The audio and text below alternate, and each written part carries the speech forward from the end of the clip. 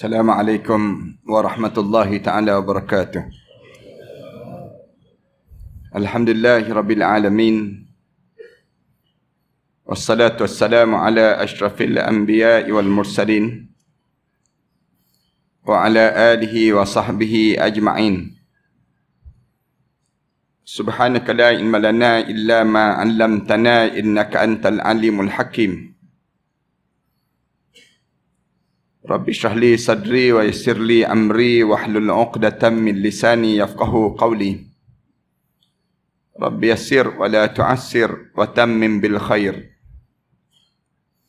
Qala Allah Ta'ala fi kitabil aziz ba'da a'udzu billahi minasyaitonir rajim. Bismillahirrahmanirrahim. Wa ja'at sakratul maut bil haqq. Dzalika ma kunta minhu tahid. Ketika mana datangnya saat sakaratul maut yang penuh dengan kebenaran. Inilah masa yang seringkali kamu lari-larikan diri kamu daripada kematian sepanjang kamu hidup di atas dunia dahulu. Yang dihormati pengerusi dan ahliatan kuasa masjid, pimpinan-pimpinan masyarakat, para alim ulama, para asatizah muslimin dan muslimat sekalian. Pertamanya marilah sama-sama kita mengaturkan rasa syukur yang tak terhingga kita kepada Allah di atas nikmat panjangnya umur kita dan peluang kesempatan kita untuk membetulkan jalan hidup kita. Syukurnya kepada Allah, Allah masih lagi menyayangi kita dan ditunjukkan jalan hidup kita supaya kita bersedia untuk perjalanan hidup kita yang akan datang nanti. Syukur kepada Allah kerana dalam ramai-ramai orang yang ada di sekitar ini, Allah menggerakkan kita dan membawa diri kita datang ke masjid ini untuk kita dengar sedikit bekalan untuk menjadikan dia bekalan untuk perjalanan kita yang akan datang nanti. Tuan-tuan semua tahu bahawa bila kita hidup ini, kita tidak hidup sekadar untuk dunia saja, tidak. Tuan-tuan, kita semua maklum bahawa perjalanan hidup kita ini Allah jadikan untuk kita hidup di 5 alam.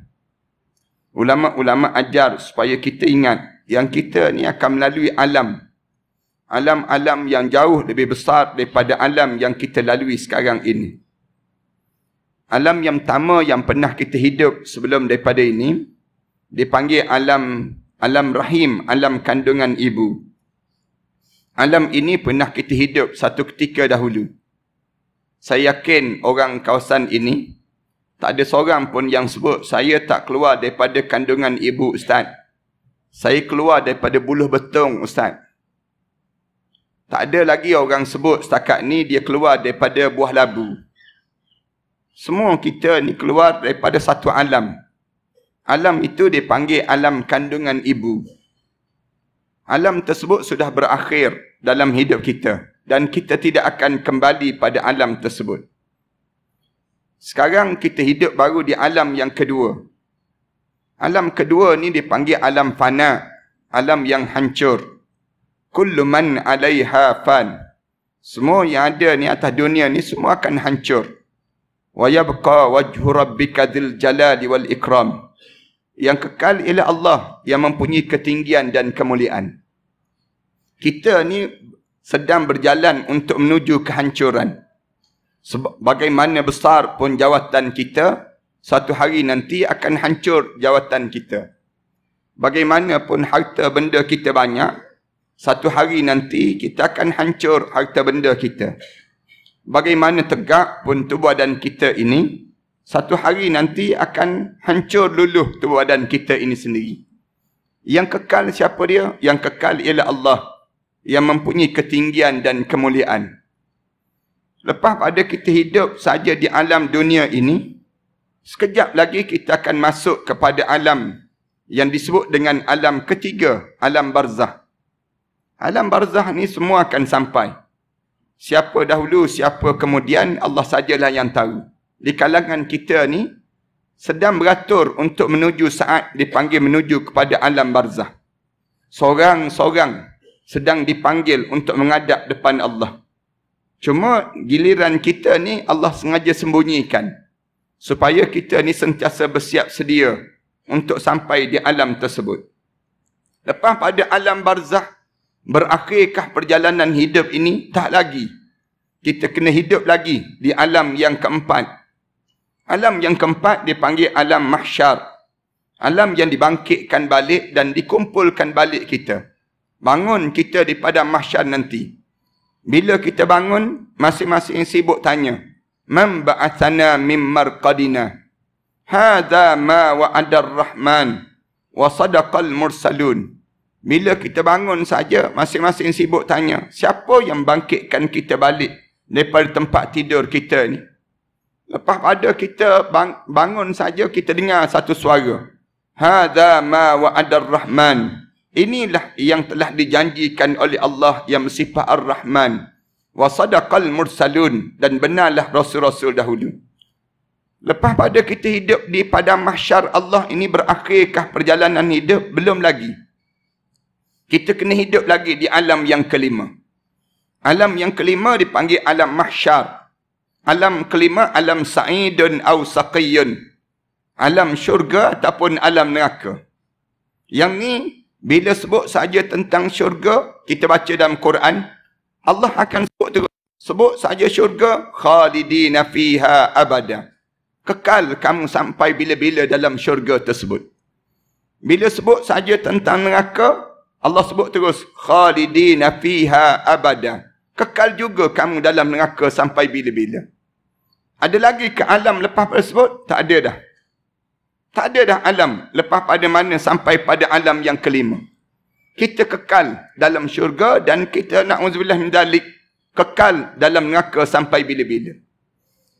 Para hadirin sekalian, kalau kita perhati lima-lima alam yang saya sebut tadi, dalam hidup kita ni, alam yang paling utama dan paling penting dalam hidup ini dipanggil alam dunia. Alam dunia ni merupakan alam yang disebut alam kandungan ibu tak penting. Tak menjadi satu tanggungjawab. Bila kita akan bertanggungjawab benar-benar dalam hidup kita? Sekarang. Waktu mana kita berada sekarang ini. Perjalanan hidup di alam ini sedang mencorak perjalanan untuk di hadapan kita. Kita nak pergi ke mana dalam hidup kita? Sepanjang kita hidup ini, Allah mula ajar supaya bila kita hidup di atas dunia, kamu pastikan hidup kamu jangan lari daripada fokus utama. Tajuk yang kamu kena pergi ke mana dalam hidup kamu. Jangan kamu sampai terleka dengan dunia.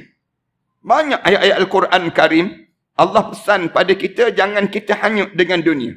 Tuan-tuan baca dalam Al-Quran, Allah sebut tentang bagaimana kita ni jangan leka. Jangan leka dan jangan hanyut dengan dunia ini. Allah sebut, ya ayyuhalladzina amanu, la tulhikum amwalukum wala auladukum an zikrillah. Wahai orang yang beriman pada Allah, jangan hidup kamu ni dilekakan hidup kamu dengan harta benda kamu dan anak pinak kamu daripada mengasihi Allah. Allah mula ajar demikian. Hidup ini kamu jangan kalut dengan dunia, jangan.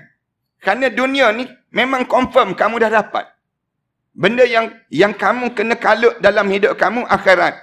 Akhirat ni benda yang kamu tak tentu lagi kamu dapat. Lalu Allah sebut, walil akhiratu khairun wa abqa. Akhirat itu aku sediakan satu tempat yang jauh lebih baik dan jauh lebih kekal untuk diri kamu. Nak sebutnya, kamu jangan hidup di dunia ini sampai kamu tak tahu benda apa yang patut kamu dapat di atas dunia ini. Kenapa kita ni hidup jangan sampai demikian pada diri kita ni? Kerana ramai di kalangan kita ni hilang fokus hidup di atas dunia. Orang kita hidup di atas dunia ini, dia mula kalut dengan dunia, kejar dunia. Sehingga kan ramai yang tak solat. Ramai orang kita tak tutup aurat. Ramai orang kita ni lawan syariat, lawan Al-Quran. Lawan perintah Allah dalam hidup. Kenapa jadi demikian? Kerana mereka rasa dunia ni tempat kejaran. Sehingga kan mereka tak nampak akhirat tempat yang paling utama dalam hidup. Ramai mana di kalangan kita ni kan, bila mati saja terkejut dan tergamang. Terkejut saat mana dia meninggal dunia. Kita ni kan, kita ni kalau orang yang kita rapat dengan dia, kita diberitahu orang ni meninggal dunia, kita rasa terkejut. Kita terkejut kan, kawan-kawan kita, bila kita tanya, tak nampaklah dia tu. Kawan yang lain jawab, kamu tak tahu ke dia dah meninggal dunia? Kita pun jawab, iya. Bila dia meninggal dunia? Kita tanya balik, bila dia meninggal dunia? Lalu kawan kita kata, baru 2 hari lepas meninggal dunia. Sakit apa dia? Kita tanya. Dia sakit apa? Lalu kawan jawab balik, tak ada sakit apa-apa pun. Dia segar-segar. Tahu-tahu, bila isteri dia kejut-kejut bangun daripada tidur, tak terbangun dah dia.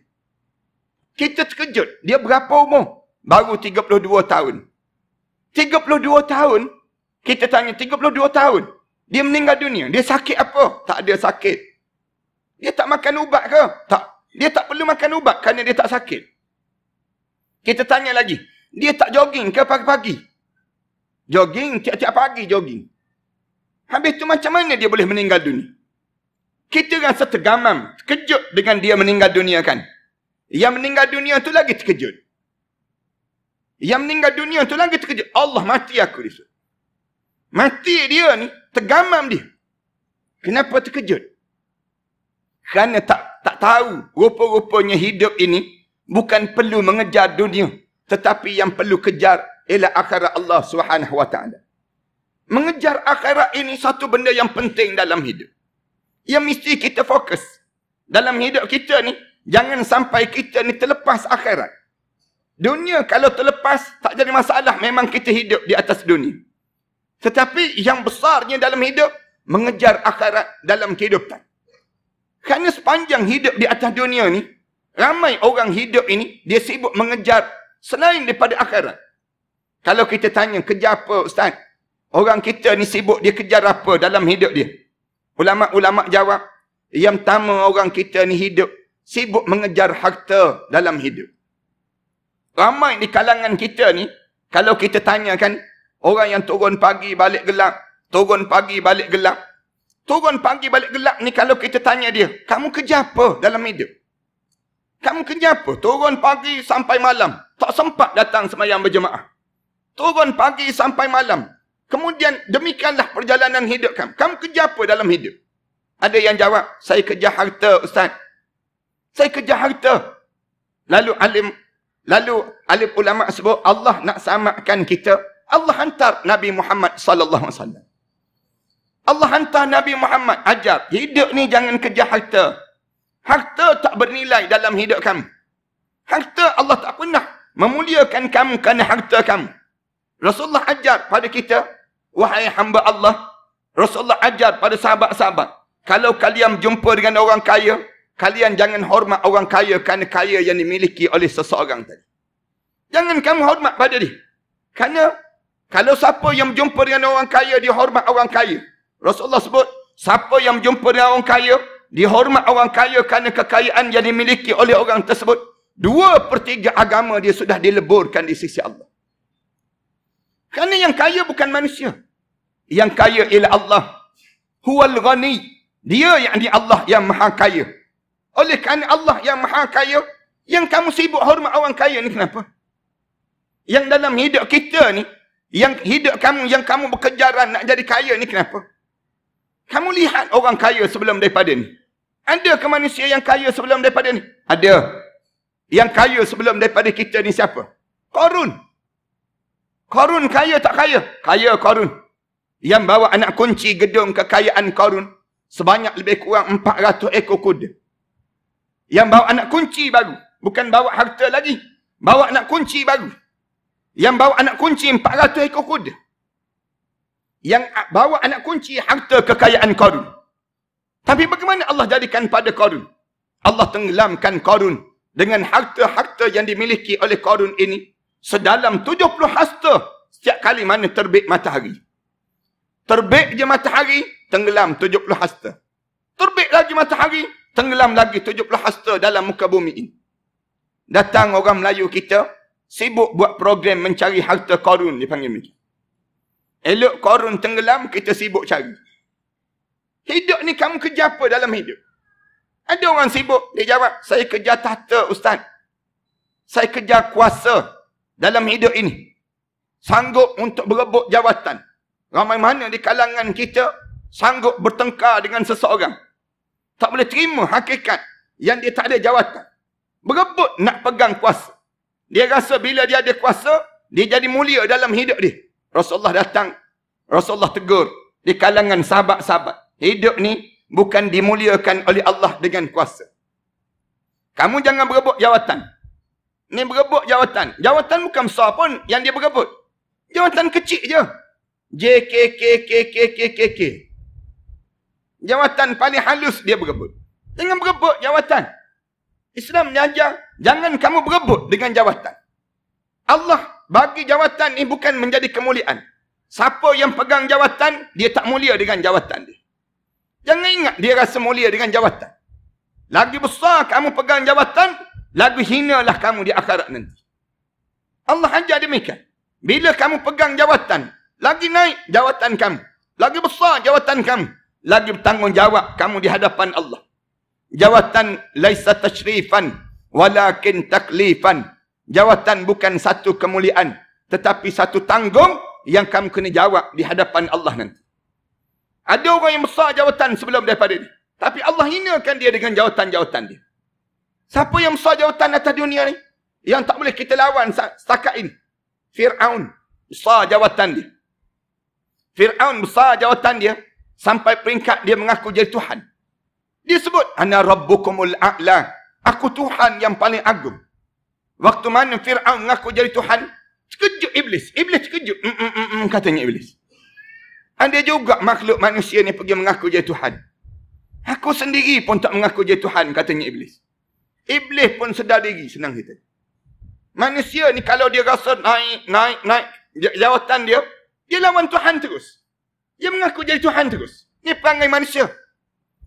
Fir'aun kenapa dia mengaku jadi Tuhan? Kerana dia tak pernah rasa sakit. Fir'aun kencing manis tak pernah kena. Gaut tak ada gaut. Fir'aun darah tak pernah naik tinggi Fir'aun. Fir'aun disebut tak pernah bersin. Bersin pun tak pernah. Disebut dalam satu kitab yang lain, Fir'aun tak pernah menguap. Menguap pun tak pernah. Kita ni cuba tunggu kejap-kejap lagi. Tunggu sikit-sikit lagi je menguap terus tak kena kaya. Tapi nak sebutnya gambaran. Tapi jangan pula tak menguap lepas pada ni. Orang tanya kenapa tak menguap? Lawan Fir'aun sekali Ustaz. Nak lawan Fir'aun dalam hidup dia.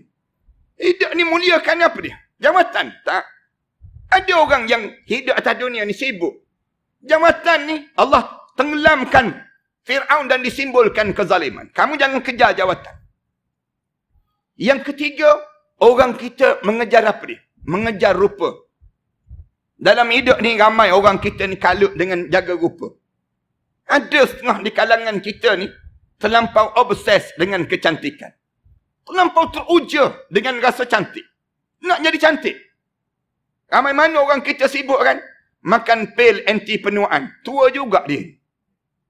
Ramai mana orang kita ni pakai lotion anti kedutan. Kedut juga wajah dia. Ramai mana orang kita ni terlampau nak jadi cantik. Yang perempuan tu kan sibuk dengan kuku putih dia ni. Yang perempuan sibuk nak wajah putih. Muka putih, lengan hitam legam dia. Yang laki sibuk nak berbadan sadu. Yang laki ni, anak-anak muda ni kan, sibuk nak berbadan sadu. Sadu ni tahu makna apa dia? Sasa bodoh dia panggil demikian. Ni nak sebutnya demikian. Sibuk nak berbadan sadu. Rela tak makan nasi. Makan telur 21 biji sehari. Rela pada dia orang lain sembahyang maghrib, dia pergi gimnasium, membetulkan badan. Rela dia tengah-tengah malam, orang sedang tidur, dia sepak bola, main futsal dan seumpamanya. Sibuk dengan nak berbadan. Badan yang kental. Badan yang kental ni untuk apa? Cuba tanya anak-anak muda kita. Badan kamu ni, dah bila nampak berketul-ketul badan kamu untuk apa? Dia pun jawab, untuk pakai seluar dalam, naik atas pentas. Tu je kerja dia. Tak ada kerja lain. Datang Nabi Muhammad sallallahu alaihi wasallam. Rasulullah ajar, hidup ini jangan kamu mengejar dunia, tetapi hidup ini kejarlah pada diri kamu syurga Allah dalam hidup. Mengejar syurga. Selagi mana kamu tak dapat syurga, jangan kamu berhenti mengejar syurga. Bila kamu akan dapat tahu kamu dapat syurga ke tak dapat syurga? Kita akan tanya, Ustaz, nak tahu macam mana? Yang ni yang tajuk yang kita bincang pada malam ini. Bila kita mesti dapat tahu kita ni dapat syurga tak dapat syurga? Ulama-ulama jawab, kadang-kadang Allah tunjuk di atas dunia lagi, Allah dah tunjuk dia ahli syurga ataupun tidak ahli syurga. Dalam hadis Rasulullah sallallahu alaihi wasallam, tatkala mana seorang sahabat Rasulullah datang, tanya Rasulullah, aya'rifu ahlil jannah awi ahlin nar? Ya Rasulullah, boleh tak kita kenal seseorang ni dia di kalangan ahli syurga ataupun dia di kalangan ahli neraka, ya Rasulullah? Atas dunia ni lagi kita boleh kenal dia, Rasulullah. Rasulullah jawab terus, qala na'am. Rasulullah jawab, ya. Ya, kita boleh kenal orang tu ahli syurga ataupun orang ni ahli neraka. Bila Rasulullah jawab saja begitu, sahabat yang lain tegur terus Rasulullah. Tanya terus Rasulullah, falimada ya'milul amilun? Ya Rasulullah, kalau kita boleh kenal orang ni ahli syurga, orang ni ahli neraka atas dunia ni lagi, ya Rasulullah, buat apa kita nak beramal lagi, Rasulullah? Nak buat apa lagi kita beramal, Rasulullah? Rasulullah jawab, kulli ma yussira khuliqadah. Rasulullah jawab, cuba kamu tengok orang tersebut ke arah mana jalan hidup dia, dia mula memilih. Dia pilih jalan mana dalam hidup dia. Start daripada umur 40 tahun ataupun berumur dalam 60 tahun. Di masa usia dia tersebut, dia pilih jalan mana? Kalau dia cenderung ke arah jalan syurga, tanda dia di kalangan ahli syurga Allah. Kalau dia ni umur 60 tahun, 60 tahun, duk sui-sui anak dara orang lagi, misal contoh. 60 tahun, masih lagi sibuk dengan perkara maksiat pada Allah. 60 tahun, tak solat lagi. Tanda-tanda dia di kalangan ahli neraka Allah Subhanahu wa ta'ala. Cuma jangan pula lepas pada ni, kita pula jumpa dengan kawan-kawan kita, tengok muka dia, kau ni muka neraka terus, kata. Jangan sebut demikian. Cuma nak sebutnya, kita ni pandang diri kita. Bermula daripada sini, mula pandang. Start bila kena pandang? Umur 40 tahun. Saya nak sebut betul-betul pada tuan-tuan.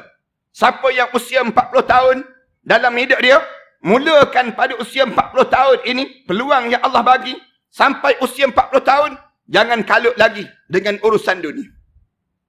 Kalau kita dah usia 40 tahun, jangan bekerja lagi dengan dunia.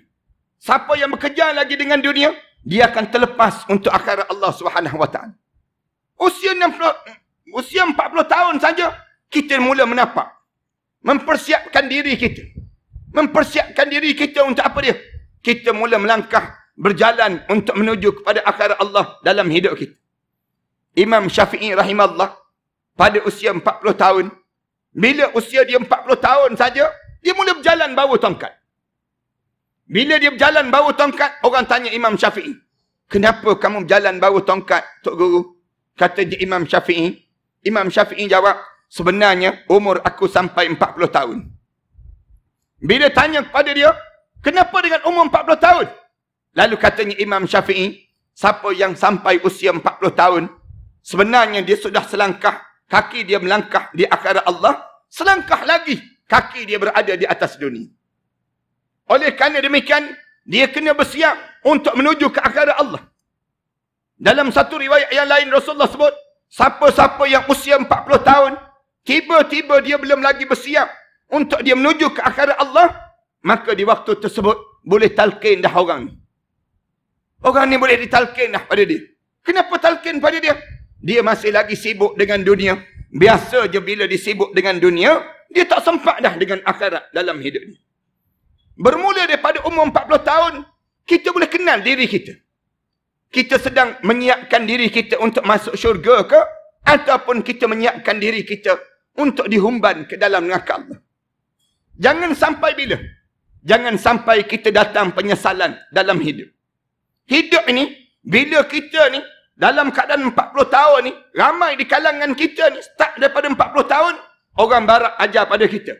40 tahun, baru bermula umur kamu untuk kamu mula hidup. Mula beginning of life. Katanya orang barat diajar, permulaan dalam hidup kamu. Tak. Islam ajar, bila 40 tahun, masa berakhir dalam hidup kamu. Kamu dah memulakan umur tua dalam hidup seseorang. Tua, fasa yang pertama dalam hidup kita, pada usia 40 tahun. 40 tahun, sampai pada usia 60 tahun, ni fasa yang pertama dalam keadaan tua pada seseorang. Kemudian fasa yang kedua tua, pada usia 60 tahun, sampai usia 70 tahun. Sebagaimana dalam hadis Rasulullah SAW. Rasulullah sebut, umru ummati baina sittin wa sab'in. Umur umat aku di antara 60 tahun hingga 70 tahun. Sampai umur 70 tahun, tiba-tiba tak menghadap depan Allah lagi. Kita bukan dianggap tua lagi dah. Ulama-ulama sebut, siapa yang usia dia sampai dah 70 tahun, belum lagi dia meninggal dunia. Dia bukan dianggap tua. Start daripada 70 tahun, sampai 150 tahun, dia tidak dianggap tua. Tetapi dia dianggap bangka, dia panggil demikian. Istilah orang Melayu kita, tua bangka lah senang. Siapa yang sampai usia 70 tahun, jangan dia berangan-angan lagi dengan dunia ini. Jangan dia sibuk lagi dengan urusan dunia. Kerana dia akan dipanggil menghadap depan Allah. Bila-bila masa, saat mana usia 70 tahun, yang disebut dalam hadis Rasulullah SAW, supaya dia bersiap menghadap depan Allah. Kenapa jadi demikian? Kena bersiap ini. Saya sebut ini. Supaya tidak timbul penyesalan dalam hidup. Dalam hidup kita ni, kat depan diri kita ni, ada satu penyakit yang kena pada setiap di kalangan kita. Ramai di kalangan kita kena penyakit ni. Penyakit apa yang kita kena? Penyakit menyesal. Menyesal. Bila kita menyesal? Bila kita akan mula menyesal? Bila datang sakaratul maut. Bila datang sakaratul maut, maka datang penyesalan. Dalam kali yang pertama dalam hidup seseorang. Kita akan tanya, bila Ustaz datangnya sakaratul maut tersebut? Akan datang masa sakaratul maut dalam hidup seseorang. Allah mula cerita penyesalan kali yang pertama yang akan datang dalam Al-Quran Karim di kalangan kita ni, bila hijab mata kita mula dibuka. Dalam hidup kita ni ada 3 mata. 3 mata yang Allah bagi. Mata zahir, mata hati dan hijab mata. Ulama sebut, hijab mata ni, kita tak nampak ni. Sekarang kita tak nampak lagi. Hijab mata kita belum lagi dibuka. Bila hijab mata mula dibuka, saat mana gugur nama kita di arasy Allah, datang malaikat maut untuk datang mencabut nyawa kita. Bila malaikat mula berdiri di hadapan muka kita, berdiri saja di hadapan muka kita, kita nampak 2 saja keadaan malaikat. Yang pertama, malaikat yang berjubah warna putih, disebut dalam hadis Rasulullah sallallahu alaihi wasallam. Yang kedua, malaikat yang berjubah warna hitam, yang mula berdiri di hadapan muka kita. Na'udzubillah min zalik. Bila berdiri saja di hadapan muka kita ni, malaikat ni dalam 2 keadaan. Sama ada wajah yang menakutkan ataupun wajah yang mengembirakan. Setiap mukmin, Rasulullah sebut, wajah malaikat dia akan ditunjuk dengan wajah yang paling cantik dan indah. Kalau tuan-tuan, bila saat mana tuan-tuan nak sampai dengan masa sakaratul maut, tuan-tuan tengok orang yang paling cantik diri di hadapan tuan-tuan. Di saat mana hijab mata mula dibuka, maka di waktu tersebut kita mula sampai saat yang disebut dengan sakaratul maut, dan kita akan di kalangan ahli syurga Allah Subhanahu wa taala. Mula kita nampak terus berdiri di hadapan muka kita. Malaikat akan bagi salam. Dalam hadis Rasulullah sallallahu alaihi wasallam sebut, setiap mukmin, malaikat akan mulakan bagi salam pada dia. Assalamualaikum ya Abdullah. Selamat sejahtera ke atas kamu wahai hamba Allah. Wahai anak Adam, aku cari setitik air untuk kamu telan, sudah tidak ada. Aku cari selangkah untuk kamu melangkah, sudah tidak ada. Aku cari sepatah kataan yang keluar daripada mulut kamu, sudah tidak ada. Wahai roh, sila keluar daripada jasad ini. Bila disebut saja begitu, Rasulullah sallallahu alaihi wasallam sebut, kita mula nampak malaikat-malaikat mula masuk dalam tubuh badan kita ni sendiri. Kita mula rasa malaikat ni masuk. bagi orang mukmin, dia akan rasa, Rasulullah sebut, bila diistiharkan saja begitu, seluruh roh ini akan berkumpul di hujung kaki masing-masing. Saat itu tangan kita mula tak tergerak. Mata kita mula tak terkelip. Di saat mana tubuh badan kita mula menjadi kejang. Seluruh tubuh badan. Dan roh kita mula berkumpul di hujung kaki kita. Mula di saat tersebut Rasulullah kata, roh mula berkumpul bagaikan air yang tak bercampur dengan minyak. Minyak yang kamu tengok dalam air yang tidak bercampur, begitulah Rasulullah sebut roh orang mukmin. Dia berkumpul di hujung kaki terlebih dahulu. Bila dia berkumpul di hujung kaki kita, lalu sampai di hujung kaki saja, malaikat mula masuk. Masuk dalam tubuh badan kita ini. Bila malaikat mula masuk dalam tubuh badan kita, malaikat mula istihar. Waja'at sakratul maut. Waja'at sakratul maut bilhaq. Zalika ma kunta minhu tahid. Telah datang masa saat sakaratul maut yang penuh dengan kebenaran dalam hidup kamu.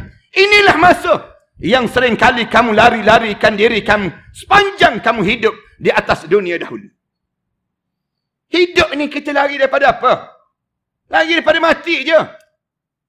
Bila istihar saja, masa tersebut, masa yang masuk saja roh, malaikat masuk saja dalam tubuh badan ini, lalu kedengaran ruas-ruas tubuh badan kita mula bagi salam. Mula bagi salam. Assalamualaikum. Selamat berpisah kita. Kita akan hidup. Kita akan jumpa balik di pada mahsyar Allah. Semua ruah-ruah ini mula bagi salam. Dalam keadaan bagi salam, so, roh orang mukmin ini, mula kita tercium bauan wangi yang indah. Bau wangi yang indah. Saat mana malaikat mula tarik daripada hujung kaki masing-masing. Bila tarik daripada hujung kaki masing-masing, roh ini kita mula kedengaran. Malaikat mula sebut di dekat telinga masing-masing. Orang mukmin ada dua kalimah yang diperdengarkan dalam Al-Quran Karim, cerita demikian. Bila sampai saja saat sakaratul maut yang berlaku pada dia, orang mukmin ini akan disebut, ya ayyatuhan nafsul mutmainnah, irji'i ila rabbiki radiyatan mardiyah, fadkhuli fi ibadi, wadkhuli jannati. Wahai jiwa yang tenang. Ya ayyatuhan nafsul mutmainnah, wahai jiwa yang tenang. Ya ayyatuhan nafsul mutmainnah, irji'i ila rabbiki radiyatan mardiyah. Baliklah kamu kepada Tuhan kamu dalam keadaan Allah redha pada kamu dan kamu redha pada ketentuan Allah. Fadkhuli fi ibadi. Masuk kamu di kalangan hamba-hambaku. Malaikat ni panggil roh. Wahai roh, sila keluar. Wahai roh, sila keluar. Dipanggil dan diseru dalam keadaan yang lemah lembut. Lemah lembut pun Rasulullah kata, kita mula rasa ngilu seluruh tubuh badan. Mula rasa sakit. Yang sakit ni sampai tak boleh nak dibayangkan. Sakit yang tak pernah dirasa dalam hidup seseorang ini. Bila tanya kepada Rasulullah, ya Rasulullah, bagaimana sakit saat itu ya Rasulullah? Rasulullah sebut, paling ringan orang mukmin akan rasa di saat mana sakarat yang berlaku pada dia, waktu mana saat roh dia mula ditarik ini sendiri, paling ringan, bagaikan ditebas di tengkuk dia sebanyak 100 kali tebasan mata pedang di tengkuk dia. Rasulullah sebut paling ringan. Dalam hadis yang lain, Rasulullah sallallahu alaihi wasallam ditanya, ya Rasulullah, bagaimana sakit saat itu ya Rasulullah? Rasulullah sallallahu alaihi wasallam sebut, bagaikan badan kamu dicampak ke pohon yang berduri. Melekat badan kamu di pohon yang berduri. Digentak turun ke bawah. Di saat tersebut, ngilu dan ngeri yang tak terkata saat yang demikian. Dia orang mukmin. Saya nak cerita tentang orang mukmin. Saat mana roh dia mula ditarik daripada jasad dia. Saat mana tarik saja. Orang mukmin sakit yang tak terkata. Imam Ghazali sebut dalam kitab dia, sakit sampai peringkat suara tak kedengaran. Nak sebut sakit ini tak ada tempat yang tak sakit. Imam Ghazali sebut dalam kitab dia, di sebalik tabir kematian, bila sampai saat sakaratul maut pada seorang mukmin ini sendiri, dia rasa sakit ini sampai peringkat dia tak tahu nak sebut apa. Yang di saat mana tersebut hanya kedengaran daripada bibir dia, daripada suara dia, saat mana roh dia nak keluar daripada jasad dia ini sendiri. Orang mukmin ini diganggu di saat tersebut. Yang ni berlaku gangguan. Syaitan mula ganggu. Tarik daripada hujung kaki. Bila tarik daripada hujung kaki saja, syaitan mula dalam keadaan menyebut, wahai anakku, jangan kamu bertaubat sekarang. Kamu tak mati, kamu tak mati. Kebanyakan di kalangan kita mula keliru saat ini. Saya nak sebut betul-betul pada tuan-tuan, ayah-ayah dan ibu-ibu. Ramai di kalangan kita ni teragak-agak. Mati ke tak mati? Mati ke tak mati? Syaitan mula pujuk. Ni orang Islam ni. Saya tak cerita orang kafir lagi. Saya tak nak cerita orang yang dalam keadaan yang si munafik itu lagi. Saya nak sebut orang mukmin. Ramai di kalangan orang mukmin, bila ditarik daripada hujung kaki dia, naik saja roh dia. Naik sampai ke lutut dia. Dalam keadaan sakit yang amat sangat. Bila tanya kepada Rasulullah, ya Rasulullah, bagaimana sakit saat itu ya Rasulullah? Rasulullah jawab, bagaikan kulit kamu disiat. Kulit kamu ni digobek. Digobekkan kulit kamu. Kemudian ditarik di atas kapas yang basah. Ditarik di atas bara api yang panas. Bunyi bunyi. Sakit yang amat sangat dalam keadaan sedemikian itu. Tarik. Lalu tanya lagi kepada Rasulullah, ya Rasulullah, sakit bagaimana saat itu ya Rasulullah? Rasulullah sebut hujung kaki itu, masa bila mula ditarik sebut, Allah tukar masa terus. Masa sakarat tak sama lagi dengan masa dunia. Jangan kita ingat, di kalangan kita ni, ada yang boleh terlepas daripada sakarat. Tak ada seorang pun yang boleh terlepas daripada masa sakarat yang akan dilalui masa itu. Masa Allah ubah menjadi panjang masa dia. Masa yang kita sebut, ada orang yang kena tembak, peluru yang laju, kena pada tubuh badan dia. Kita kata kemudian dia mati terus. Bagaimana dia mati terus? Tak. Allah panjangkan masa dia. Menjadi berbagai-bagai keadaan seseorang. Yang saat mana mati dia, Allah tukar masa dia. Masa yang disebut dengan masa sakaratul maut. Yang berlaku pada seseorang. Bila tanya kepada Rasulullah, ya Rasulullah, bagaimana sakit di saat itu ya Rasulullah? Rasulullah sallallahu alaihi wasallam sebut, tanya ibu-ibu kamu yang melahirkan zuriat. Ibu-ibu yang melahirkan zuriat ini. Tanya di kalangan mereka. Bagaimana sakitnya mereka. Meneran saat mana keluar zuriat itu. Bila diteran saja nak keluar tersebut, berpeluh hantar dahi. Peluh hantar dahi ni. Kemudian kembang kempis hidung dia. Kemudian dalam keadaan tangan dia ni akan pegang kuat. Mengucur peluh-peluh yang keluar daripada tubuh badan saat tersebut. Rasulullah sebut, itu baru satu juzuk daripada 99 juzuk kesakitan kematian, wahai ibu-ibu sekalian. Ada 98 lagi kesakitan kematian. Saat mana ditarik roh daripada hujung kaki ni, tarik saja sampai ke lutut dia. Bila sampai ke lutut, masuk kumpulan yang kedua. Melekat kumpulan yang kedua dia masuk. Bila masuk saja kumpulan yang kedua, start daripada lutut, kemudian tarik sampai ke pinggang. Syaitan sedang mujuk, jangan taubat, jangan taubat. Kalau kamu taubat sekarang, nescaya roh kamu akan cepat keluar daripada tubuh badan kamu. Kamu jangan taubat. Bila sampai saja di pusat ini, bila tarik saja sampai di pusat, tiba-tiba rasa sejuk yang amat sangat di pusat masing-masing. Sejuk Allah saja yang tahu. Sejuk, dalam keadaan sejuk di pusat kita ni, tiba-tiba dia turun balik. Turun sedikit demi sedikit. Turun kembali. Roh ni turun.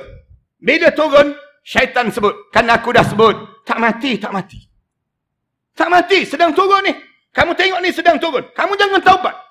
Kalau kamu taubat sekarang, nescaya di saat ini, nescaya kamu akan cepat roh kamu akan keluar. Jangan kamu taubat. Syaitan pujuk dan pujuk berbagai-bagai helah dilakukan saat ini. Orang mukmin, saya nak pesan semua yang hadir pada malam ini, ingat masa ini.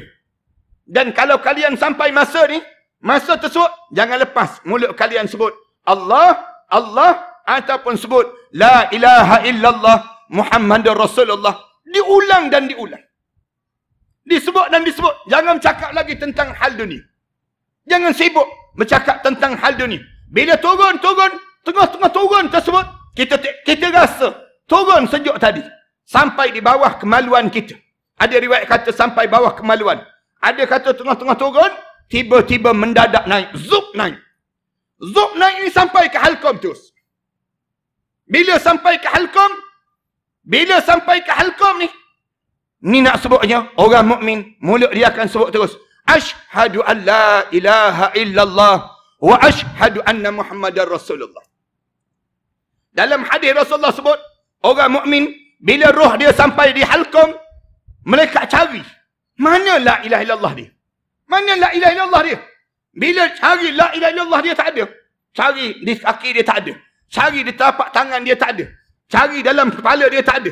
Bila cari tak ada juga, lalu Allah nak selamatkan orang mukmin ini. Bila sampai di halqum dia saja, malaikat akan tepuk bawah dagu dia. Lepuk sekali. Pup sekali tu bawah dagu dia. Mulut dia tersebut terus Allah. Dia sebut demikian. Allah. Bila disebut Allah, malaikat pun keluar terus. Tarik roh ini keluar.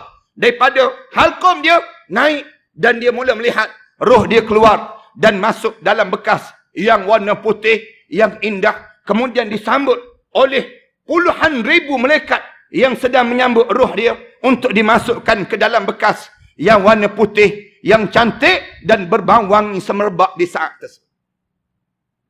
Masa tersebut berakhir, masa sakaratul maut yang dilalui oleh pada seorang mukmin ini sendiri.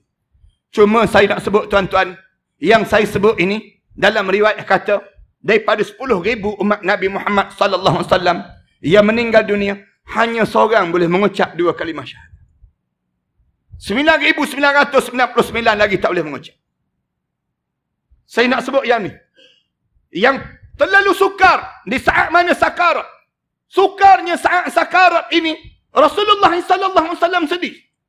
Aisyah radhiyallahu anha, waktu mana diceritakan saat sakaratul maut Rasulullah ni sampai tergerak tangan.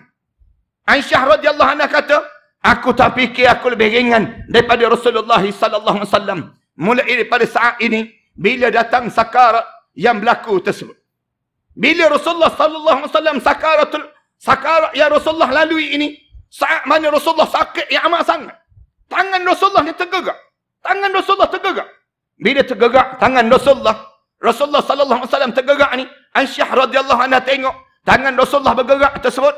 Lalu Aisyah radhiyallahu anha terus ambil bekas air. Ambil bekas air, letak dekat dengan Aisyah radhiyallahu, dekat dengan tangan Rasulullah. Bila letak dekat tangan Rasulullah sallallahu alaihi wasallam ini terus masuk dalam bekas air tersebut. Bila masuk saja, Rasulullah ambil tangan Rasulullah. Rasulullah mula sapu di atas dahi ni. Bila sapu di atas dahi ni, Rasulullah sebut, la ilaha illa anta. Tidak ada Tuhan melainkan kamu, ya Allah. Allahumma a'inni ala sakaratil maut. Ya Allah, tolong bantulah saya di saat mana saya sedang berhadapan dengan sakaratul maut ini, ya Allah. Bila Rasulullah sallallahu alaihi wasallam sebut saja demikian, Rasulullah sebut dalam hadis yang lain. Rasulullah kata, kamu nak tengok orang ni orang mukmin, ahli syurga ke tidak ahli syurga, saat sakarat yang berlaku pada seorang, kamu tengok peluh di atas dahi dia. Kalau berlaku peluh atas dahi seorang mukmin itu tanda dia di kalangan ahli syurga Allah Subhanahu wa taala. Saat mana dia menghampiri dengan kematian dia, saat sakaratul maut yang sampai pada dia, peluh atas dahi, kembang kempis hidung dia. Dan kadang-kadang dalam riwayat yang lain, sampai saat dia nak menghadap depan Allah ini, keluar air mata dia. Air mata dia jernih keluar daripada mata seseorang. Dan di saat itu, wajah dia berubah menjadi secantik-cantik wajah. Dan apabila ditunjukkan tempat dia, di hadapan tempat syurga Allah, lalu di waktu tersebut berubah wajah dia menjadi wajah yang jernih dan indah saat demikian. Kedengaran suara yang kedua yang sebut pada dia, sebut pada orang mukmin, alla taqafu, kamu jangan rasa takut ya. Bila saat mana roh ni naik ni, di saat tersebut benda apa yang kena jaga? Jaga hati, tuan-tuan. Tuan-tuan kena jaga hati. Jangan buruk sangka dengan Allah. Saya nak pesan betul-betul, jaga hati kita saat mana roh sedang naik. Jangan nak marah. Jangan kita ni rasa terikat dengan dunia. Jangan. Putuskan hubungan kita dengan dunia. Bila sedang naik tersebut, malaikat sebut, alla taqafu, jangan kamu rasa takut. Wala tahzanu, jangan kamu rasa duka cita. Maksudnya apa dia? Kamu jangan berburuk sangka, jangan. Jangan rosakkan. Ramai orang kita ni, bila naik, tiba-tiba rosak hati dia. Rosak hati dia ni, dia kata apa dia? Kenapa aku mesti mati? Aku baru umur 63 tahun baru. Orang lain 93 tahun tak mati-mati lagi. Aku baru umur dalam, aku baru penyakit 2-3 penyakit baru. Orang lain 10 penyakit tak mati-mati lagi. Ni buruk sangka ni. Jaga pada kita saat ini. Sehingga kan Rasulullah sallallahu alaihi wasallam sebut, berbaik sangkalah kamu pada Allah. Bila kamu naik, roh kamu naik saja sampai di halqum, kamu baik sangka dengan Allah. Jangan buruk sangka dengan Allah. Jangan kamu sampai kamu sebut, kalau aku mati, isteri aku kahwin dengan orang lain. Kalau aku mati, harta benda aku dimiliki oleh orang lain. Syaitan ni sebut. Syaitan ni pujuk dan pujuk. Bila sampai di halqum je, mereka ambil alih. Mereka ambil alih terus. Mereka akan sebut, Allah takhafu. Jangan kamu takut. Wala tahzanu. Dan jangan kamu rasa duka cita. Wa abshiru bil jannati allati kuntum tu'adun. Kabar gembira pada kamu terhadap syurga yang Allah telah sediakan tempat kamu di dalam syurga Allah Subhanahu wa ta'ala.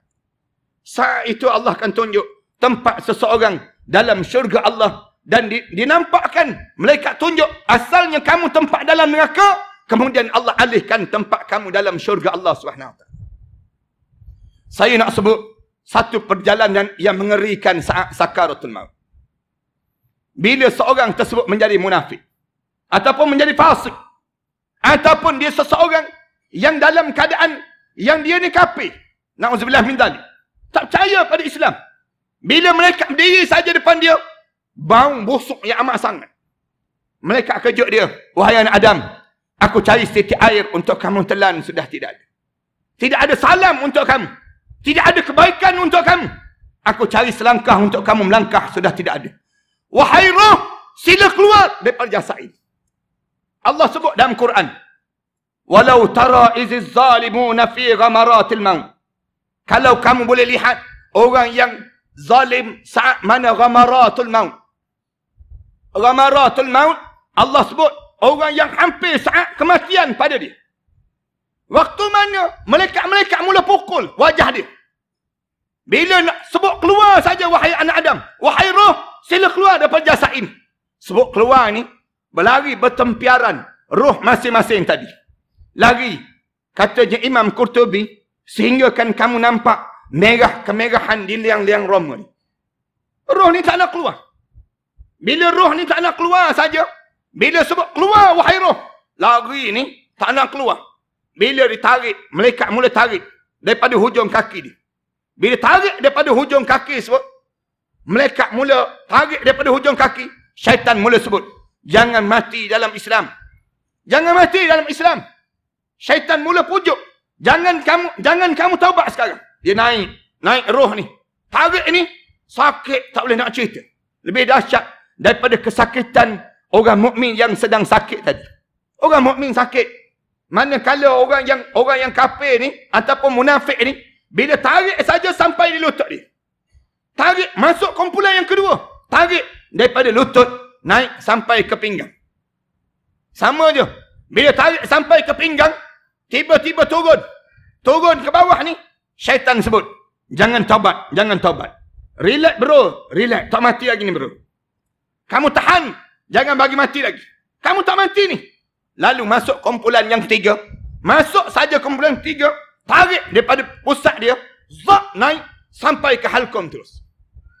Allah rakam dalam Al-Quran Karim, kebanyakan manusia bila sampai saja di halqum ini, dia bila sampai di halqum, mulut dia sebut, qala inni tubtul an. Sekarang saya taubatlah ya Allah. Ni perangai orang munafik. Saya minta jauhlah kita daripada sifat munafik. Kita ni jangan ada orang yang munafik. Munafik ni saya cerita kejap lagi. Saya nak sebutnya gambaran. Sampai di halqum saja.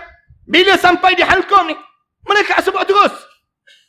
Bila sampai di halqum, mulut dia sebut, qala inni tubtul an. Mereka jawab, walaisatit taubatu lil ladzina ya'maluna as-sayyi'at hatta idza hadara ahadahumul maut qala inni tubtul an. Tidak dianggap taubat orang yang hidup dalam buat kerja-kerja yang jahat sepanjang dia hidup di atas dunia. Sehinggalah bila roh dia rentak sampai ke halqum, lalu keluar mulut dia disebut, qala inni tubtul an. Sekarang saya taubatlah ya Allah. Bila sebut saja begitu, turun malaikat. Malaikat mula turun. Malaikat turun turun saja, malaikat sebut terus. Malaikat kata apa dia? Kalla, jangan begitu hidup ni. Hidup ni jangan begitu. Idza balagatit taraqi, ketika mana roh kamu digentak sampai di halqum. Wa qila man raq, siapa yang boleh turunkan balik roh kamu sekarang? Malaikat tanya terus. Wa qila man raq, siapa yang boleh turunkan balik roh kamu sekarang? Wa zanna annahu al-firaq, lalu dia perasan mati dah aku. Ulama-ulama sebut, barulah malaikat maut tahu yang dia sedang mencabut nyawa seseorang. Malaikat maut tak tahu waktu mana sedang tarik di hujung. Mati ke tak mati lagi. Tapi bila kita tahu saja, orang tersebut tahu yang dia akan mati, barulah malaikat maut tahu mati orang. Nak sebutnya, kita tahu dahulu yang kita mati, baru malaikat maut tahu untuk mati. Bila tarik sampai di halqum saja, sampai di halqum ini, wa qila man raq, siapa yang boleh pulangkan balik roh kamu sekarang? Wa zanna annahu al-firaq, baru perasan mati dah aku. Wal taffatis saq bis-saq, mata ditebeliak, pandang kanan dan pandang kiri. Masa inilah saya nak sebut sikit pada tuan-tuan. Masa yang paling genting. Ramai orang kita tak boleh mengucap. Bila roh sampai di halqum, syaitan jahat tak jahat syaitan, bila sampai di halqum ni, dia menyamar menjadi arwah ayah kita pula. Dia menyamar menjadi arwah ayah. Bila dia menyamar menjadi arwah ayah, dia tunjuk, anakku, ini abah kamu. Abah yang pernah membesarkan kamu. Anakku, jangan mati dalam Islam. Matilah dalam agama Yahudi. Abah mati dalam Yahudi dahulu. Dia sebut demikian. Kita pula, bila saat tersebut, ada orang yang ajar pada kita sebut la ilaha illallah. Sebut la ilaha illallah. Tuan-tuan tengok betul-betul orang yang dekat nak meninggal dunia. Ada orang, Imam Malik kata, cuba kamu tengok orang yang dekat nak meninggal dunia. Bila saat mana kamu nak ajar pada dia la ilaha illallah Muhammad Rasulullah, dia ada dua keadaan. Orang yang si munafik ini sendiri, dia ada dua keadaan. Yang pertama, dia akan senyapkan badan dia. Dia senyap dia. Kita ajar dia la ilaha illallah, dia diam saja, tak tergerak bibir dia. Kerana dia terlampau sakit, tak tergerak. Ada yang dahsyat lagi, Imam Malik kata, bila kamu sebut la ilaha illallah Muhammad Rasulullah, dia geleng kepala. Dia geleng kepala. Imam Malik kata, kamu jangan ingat dia geleng kepala pada kamu. Kamu jangan pula marah pada dia. Kan ada orang yang bila kita sebut la ilaha illallah, tiba-tiba dia geleng kepala. Kita pula sebut, jahatnya dia ni. Nak mati pun geleng kepala lagi. Jangan. Dia sedang geleng kepala pada syaitan. Syaitan menyamar menjadi arwah ayah dia. Menyamar menjadi arwah ayah dia. Syaitan sebut, jangan sebut la ilaha illallah. Jangan mati dalam Islam. Ni abah. Abah yang mati dalam Yahudi. Matilah kamu dalam Yahudi. Kita ajar juga. Dia menyamar menjadi arwah ibu kita pula sebelah kiri. Rasulullah sebut ni, keadaan yang akan berlaku pada seorang. Menyamar menjadi arwah ibu sebelah kiri ni. Dalam keadaan dia menyamar menjadi arwah ibu. Lalu dia sebut apa dia? Wahai anakku. Dia tayangkan buah dada dia. Anakku, ini ummi. Ini mama. Ini mami. Ini ibu kamu. Yang pernah membesarkan kamu. Buah dada ini pernah menyusukan kamu. Wahai anakku, jangan mati dalam Islam. Matilah dalam Kristian. Ibu mati dalam Kristian. Dia sebut demikian. Tuan-tuan, saya nak sebut sikit pada tuan-tuan. Syaitan di Kulim ini tuan-tuan. Syaitan di Padang Serai ke apa dia? Nak sebutnya syaitan di sini, dia tak sebut mati dalam Yahudi. Dia tak sebut mati dalam Kristian. Tuan-tuan tak kenal Yahudi. Tuan-tuan tak kenal Kristian. Tuan-tuan jauh daripada Yahudi. Tak kenal. Tapi dia akan sebut apa dia? Wahai anakku, matilah kamu dalam Islam liberal. Dia sebut demikian. Wahai anakku, matilah kamu dalam Islam nasionalis. Wahai anakku, matilah kalian dalam Islam sekularis. Saya nak sebut pada tuan-tuan, dengar betul-betul. Tuan-tuan jangan mati tuan-tuan. Di saat mana tuan-tuan dalam kantung nasionalis. Tuan-tuan jangan mati di saat mana tuan-tuan tak yakin dengan Islam. Wala tamutunna illa wa antum muslimun. Jangan kamu mati kecuali kamu benar-benar seorang Muslim. Islam dia tak bercampur dengan nasionalis. Islam dia tak campur dengan liberalis. Islam dia tak bercampur dengan Syiah. Minta maaf nak sebut. Islam dia tak bercampur dengan ajaran sesat. Islam dia tak bercampur dengan ajaran demikian. Al-Islam huwal Islam. Islam ni Islam. Jangan sampai peringkat bila kita dekat nak meninggal dunia, tiba-tiba tak boleh mengucap. Rasulullah sebut, man qala la ilaha illallah fi akhir umurihi dakhala al-jannah.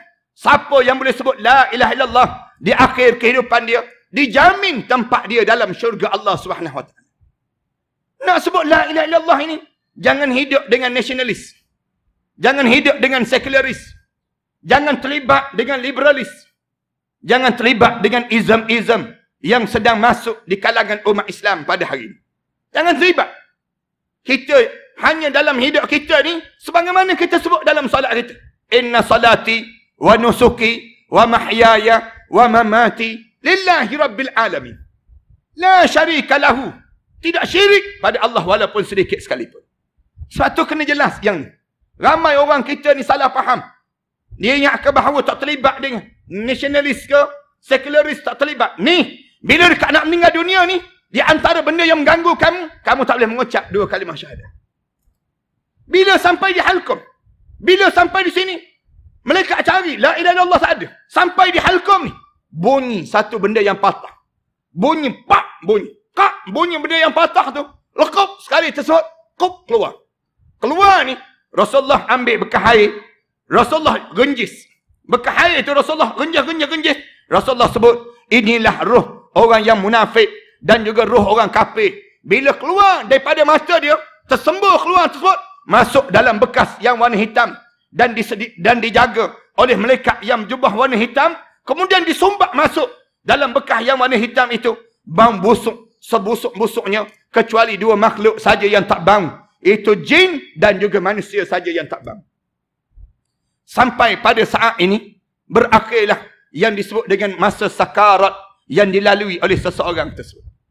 Berbeza amalan, berbeza masa yang dilalui oleh seseorang. Kalau tuan-tuan tanya pada saya, berapa lama masa sakaratul maut ini Ustaz? Terpulang pada amalan masing-masing. Amalan yang kita buat di atas dunia. Ada orang yang cepat. Proses untuk disakaratkan oleh Allah, cepat saja. Mudah-mudahan kita semua insya-Allah. Tetapi ada orang yang lambat. Masa dia penuh mengerikan. Saat mana dia keluar, roh dia rentak sampai peringkat Allah Subhanahu wa taala sebut macam satu tangan lengan yang besar masuk dalam halqum dia, penuh dengan duri-duri di lengan dia tersebut. Waktu mana sampai di dasar perut dia, lalu mereka ni rentak, akhriju anfusakum al-yaum. Keluar roh kamu sekarang, saat ini. Lalu dia rasa sakit yang amat sangat, yang tak pernah dirasakan sepanjang dia hidup, dalam hidup dia di atas dunia ini sendiri. Bila keluar saja roh kita ini, masa kita berakhir, mula roh ini naik. Naik di langit yang pertama.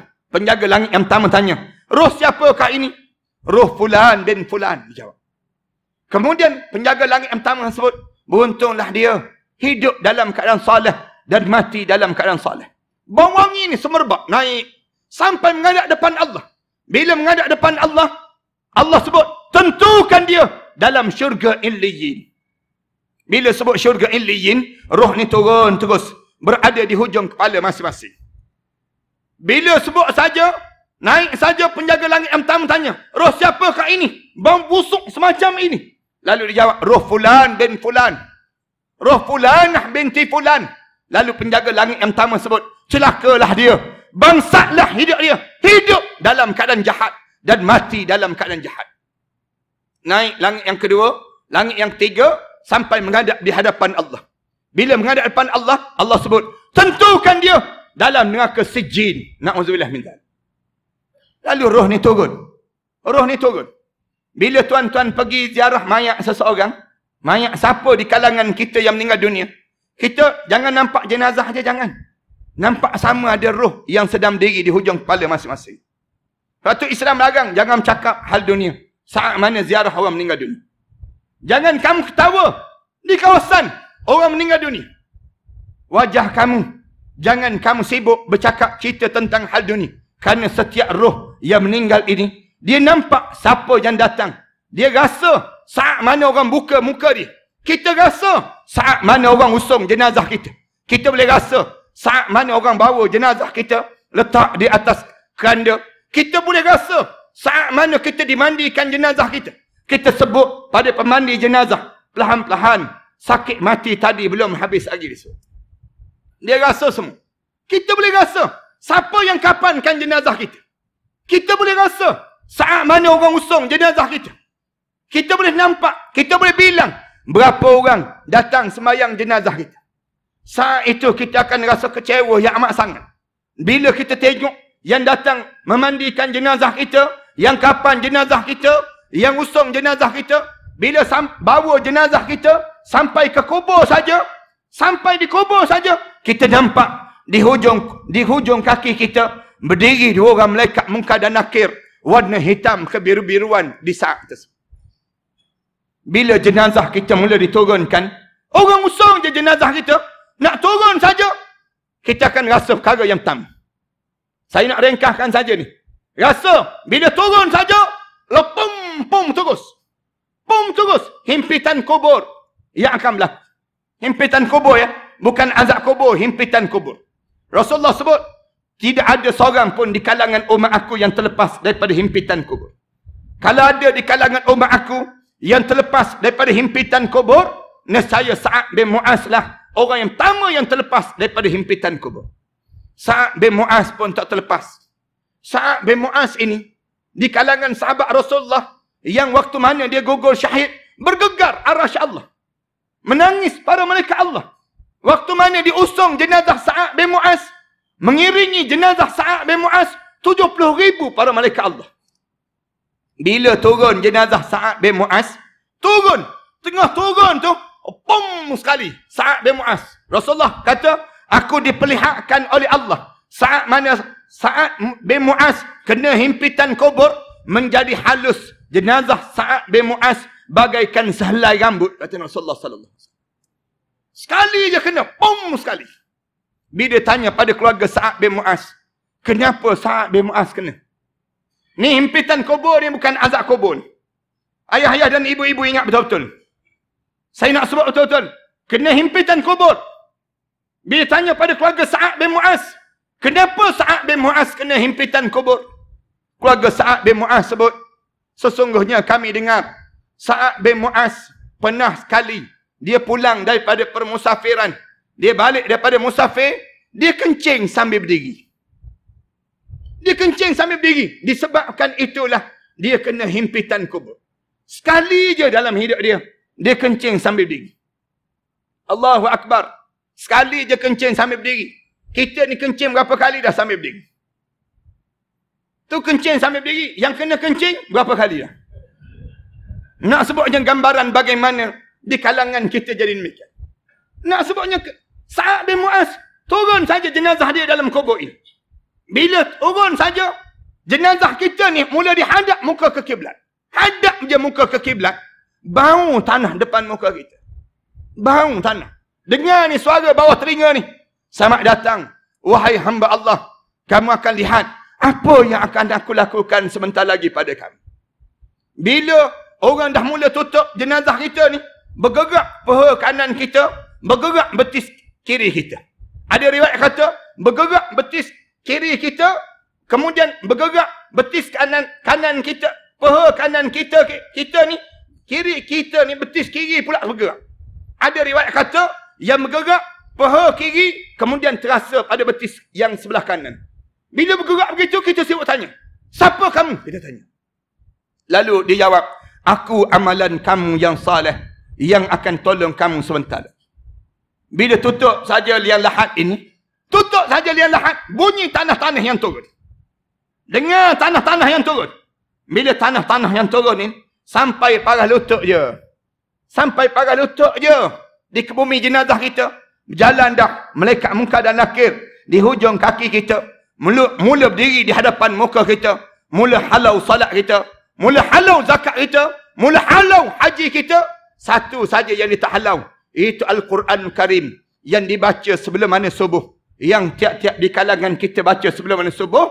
Saya baca dah hadis Rasulullah. Saya baca dalam riwayat cerita.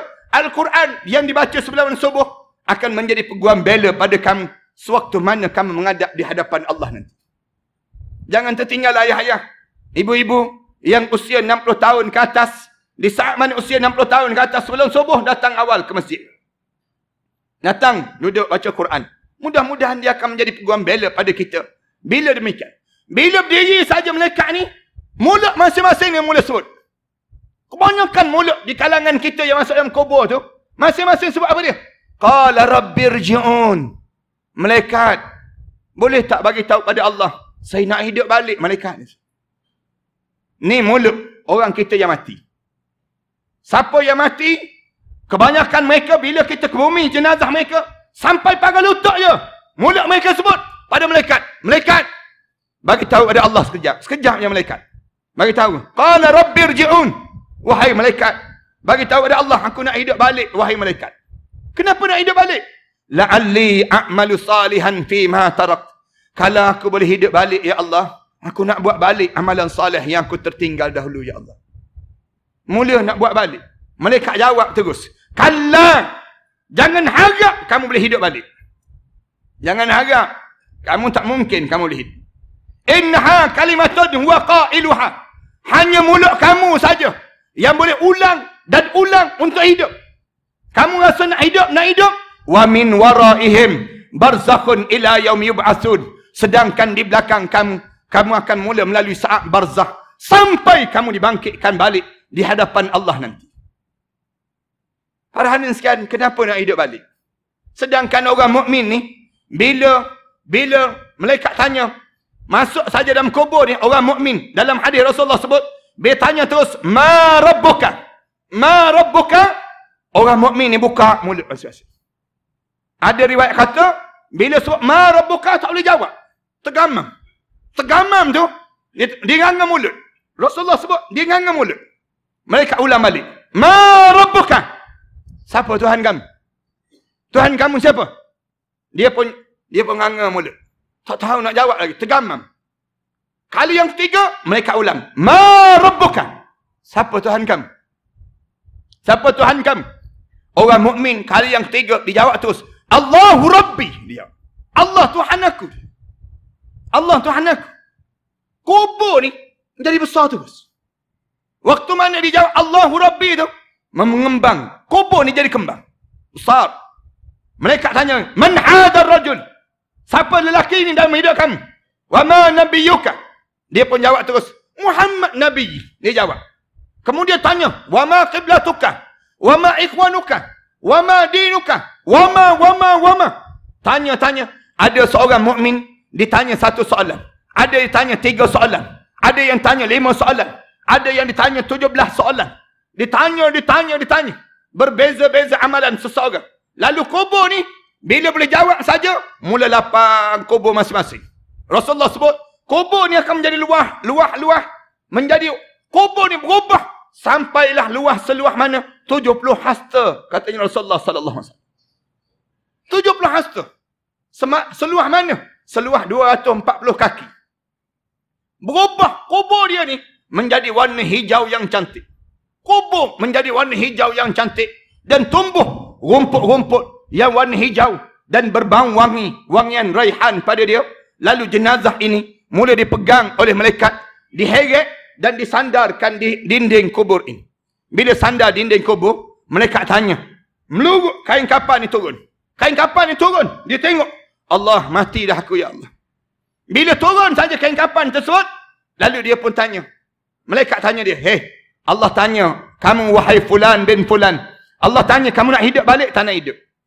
Semua orang dalam kubur jawab, saya tak nak hidup. Syukurlah, sakit sakaratul maut membawa kesan sampai ke dalam kubur ini. Saya tak nak lagi hidup di atas dunia. Tak ada seorang pun orang mukmin nak hidup. Tak ada seorang pun yang nak hidup. Masuk dalam kubur ni orang mukmin sebut, tak nak. Malaikat tanya, kenapa tak nak? Sakit sakaratul maut terbawa sampai dalam kubur. Sampai bila sakit sakaratul maut ini? Rasulullah sebut, sampai dibangkitkan di padang mahsyar Allah. Sakit tuan-tuan. Sampai bila sakit ini? Disebut lagi dalam riwayat, sampai bila? Sampai habisnya dosa-dosa kita. yang dilakukan di atas dunia, Allah kafarahkan semua dalam kubur itu. Sampai bila sakitnya sakarat ini berakhir? Sampai berhentinya doa-doa anak yang saleh kepada mereka yang sudah meninggal dunia. Sakit terbawa-bawa.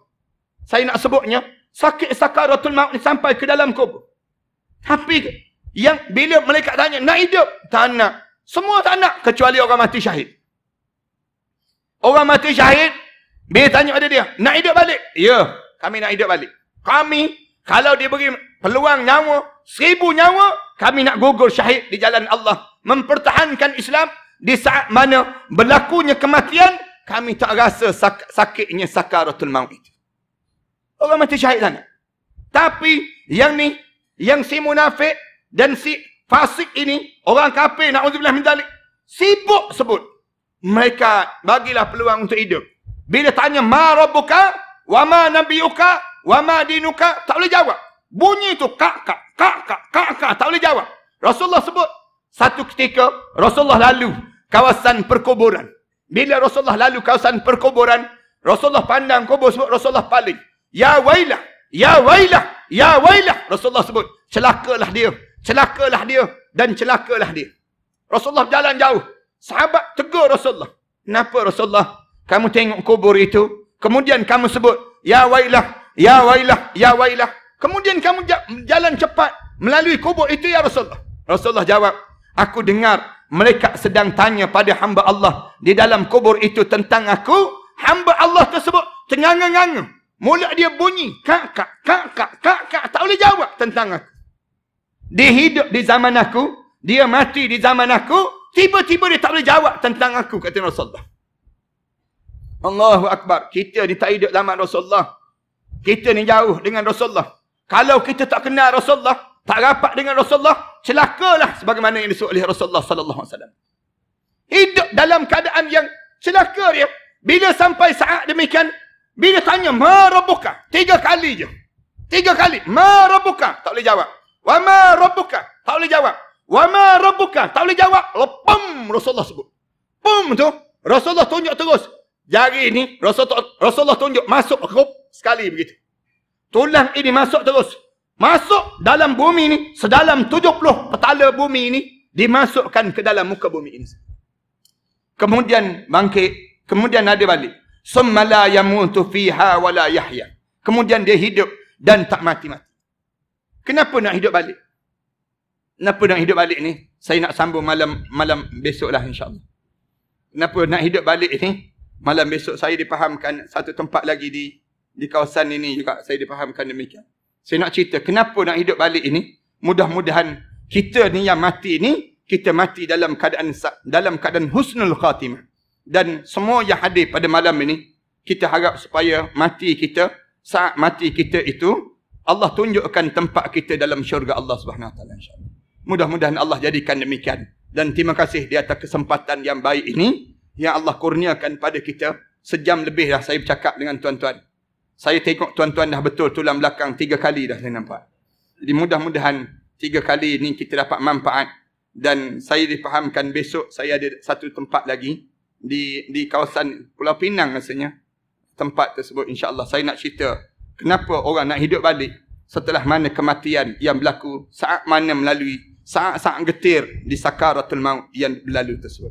Saya rasa sekadar inilah. Mudah-mudahan Allah panjangkan lagi umur kita dan Allah jadikan kita semua di kalangan hamba-hamba Allah yang saleh, yang mentaati perintah Allah, dan kita sentiasa betul jalan hidup kita dalam kita melalui perjalanan hidup ini sendiri.